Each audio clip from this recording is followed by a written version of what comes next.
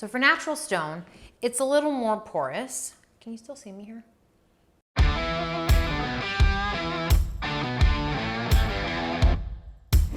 Hi everyone, I'm Layla with KHB Construction, and today we're going to talk about 3 things to consider when selecting a backsplash. So the first thing to consider is the style. What style are you looking for? Are you wanting to do something more bold and funky, or are you going to keep it a little more simple and timeless?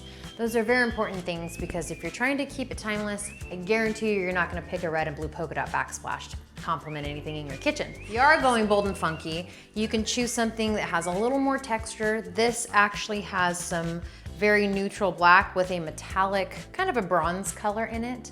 But what's neat about pattern and texture is that you actually can still have a pretty neutral and timeless color palette. Having this in some darker tones with some metallic pieces gives it some character, but it's not super overpowering with a bunch of bright colors. Those are always fun too, but it definitely calls for the right project for that.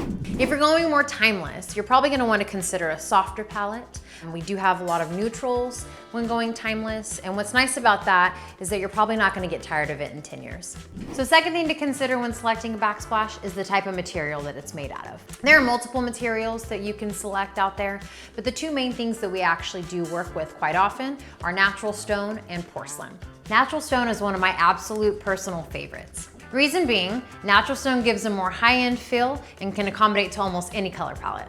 One important thing to remember when selecting natural stone is that it is a porous material, so you are going to want to seal it. That way it protects it from stains. If you want to go with the cheaper option, you're going to be looking at porcelain. Some of the benefits of porcelain is that it's not a porous material, so it doesn't need to be sealed, therefore keeping it very easy to maintain, and it comes in any pattern that you can think of because it's a printed product.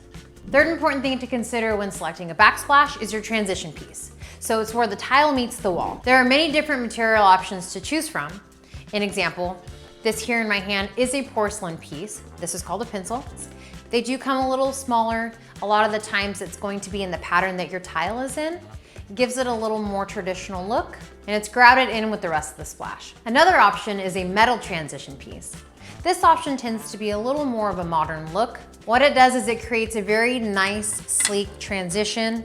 You do not see grout joints, and it sits flush up against the tile.